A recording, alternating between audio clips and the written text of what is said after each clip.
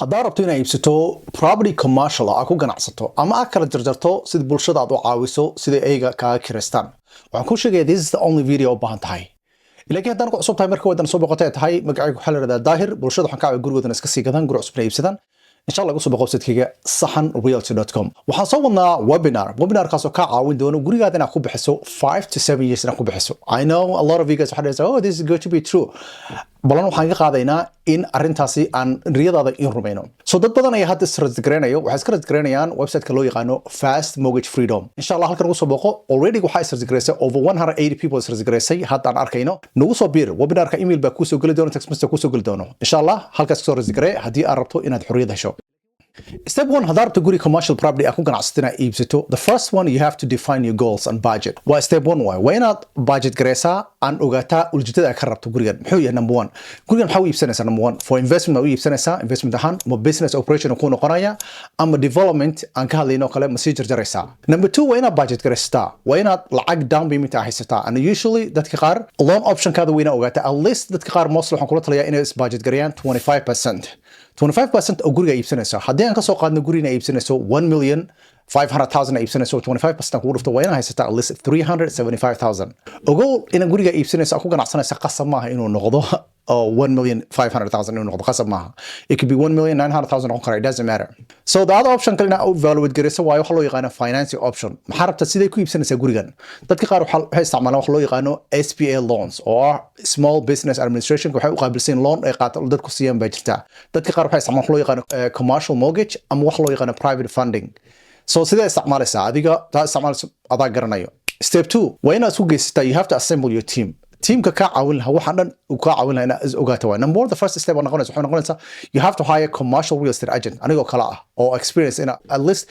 state manasora kala garanayo wuxuu meesha sax u shaqeeyaan kala fahansan ina ogaato waa second thing as samaynaysa you have to consult commercial lender ninka commercial lender not any lender ma tagi kartid qof commercial lender na u tagto waaye and you have to get pre-approved for financing lagu soo approve gareeyo waaye haddii aad rabto inaan kugu xiro aniga I'll connect you with a lot of mortgage lenders aan kugu xiraya oo aad ka caawin ka arrintan so as always waxay noqonaysaa inay soo qabato numberkayga shashada ka heli doonta insha allah so the next thing aan dad kula taliyo waxaa tahay you have to engage an accountant or CPA haddii aad qof CPA leedahay ama accountant leedahay la tasho waxaa ogaataa waxyaalaasha dhibaatada kaaga imaan doonto waxyaalaasha there's something loo yaqaan tax implication oo ah canshuur ahaan ma dhibaato kaaga imaan doonto gurigan aad iibsanaysaa ku ganacsanaysaa hadda mustaqbalka step 3 waxaan sameynaynaa gurigan kula raadinaynaa finally wina guri raadinay noqonaysaa ama dhulka ku ganacsanay raadinay noqonaysaa waxyaalaasha muhiim ah inaad dooratay noqonaysaa waxaa kamid ah waa meesha demographics wax la dhaho meesha population kooda dadka ahaan dadka kala duwan miya iyo accessibility meesha meel laga soo galo iyo zoning laws zoningka meesha sida yihiin so badana waxaan sameynaynaa waa analyze garanaynaa gurigaada inaan analyze garan noqonaysaa of course guriga iibsanayso waa inaan analyze garay waxyaalaasha kamid tahay number one research waxaan ku sameynaa property value guriga qiimihiisa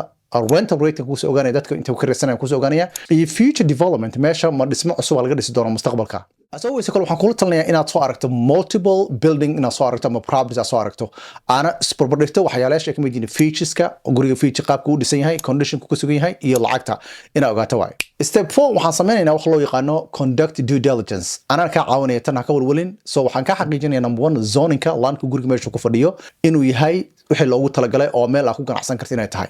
number 2 waxaan sameynaynaa guriga inspection aan ku sameynaynaa qof professional inspector aan soo ogaanaynaa at least guriga structure-ka meesha ku fadhiyo inuu fiican yahay waxaa kale aan review garanaynaa gurigana iibsanayso haddii aad u iibsanayso goob inuu lacag kuu sameeyo aragto like income generating property hadduu yahay waxaan alas garanaynaa lease agreement-ga aan alas garanaynaa waxaan kuu soo ogaanaya waxyaalaasha loo yaqaano NOI oo ah net operating income wax loo yaqaano cap rate wax loo yaqaano cash on cash waxyaalahaas dhan hadda ku ganacsanayso muhiim waa inaad ogaato waa gurigan lacag inuu ku sabado the whole point of iibsanayso inaad hadda especially inaad meesha inaad ka ganacsato arabto bulshada intee kala jarjarto aad u qaybiso waa inaad ogaataa at least wax walba kaas ogaaya waxaas oo lagu soo ogaan karaa so easy way fududahay waxaa kale ka xaqiijinaynaa environmental ahaan hadhow mustaqbalka inaad dowladda si ku ganaaxin in aan ka xaqiijino ama title-kiisa inuu clean yahay sababta as always dadka qaar kan way skip gareeyaan at the beginning laakiin taas ina muhiimsan waaye sababta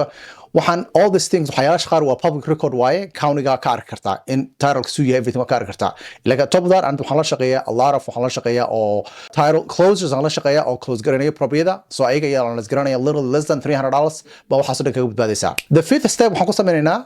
we draft an offer baan ku draft garanaya waxaan also negotiate garanaya the terms so commercialka wuxuu kaga duwan yahay usually kuwa kale purchase agreement la diray waxa la diray wax loo yaqaan LOI oo letter of intent oo outline garanayso price-ka iyo terms-ka price garanayso waxa kale oo kula heshiinaynaa negotiate the price and condition-ka guriga ku sugan yahay so as always as your real estate agent aniga waxaasi ka caawinaya taas ka mulwaleysid so then finally markii aan the letter of intent aan dirno ee soo aqbalaan everything seems good then waxaan draft garanayna price agreement that's the second option way so that's why commercial-ka xooga kala duwan yihiin commercial-ka waa price agreement aan draft garanaynaa and as always aniga waxaan garanaya there's money attorneys aan garanaya or even I will ask them to review everything for less $400 extra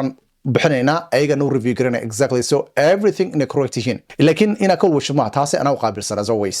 step 6 waxay noqonaysaa in aad adiga dhaqaale ahaan ama bangigii lacagtiina waxay isu geystaan finally guriga si loo gabagabeeyo so basically mortgage wuxuu ka codsan doonaa bank statement wuxuu ka codsan doonaa wuxuu ka codsan doonaa oo kale haddii aad shaqadaada isticmaalayso or any other haddii aad tahay 1099 iyo haddii aad tahay W2 wuxuu ka codsan doonaa pay stubs ka codsan doonaa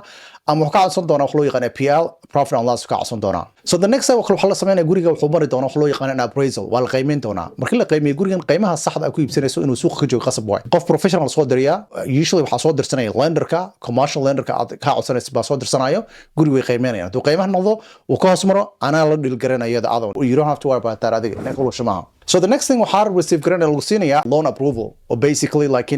intaan guriga la gabagabeyn ka hor waa sometimes waxay ku dadka siiyaan conditional approval or basically in loan lagu approve gareeyay laakiin ay shuruudo kugu xiraaya inaad dhamayso hawlaha ay gabagabayso so shuruudaha kale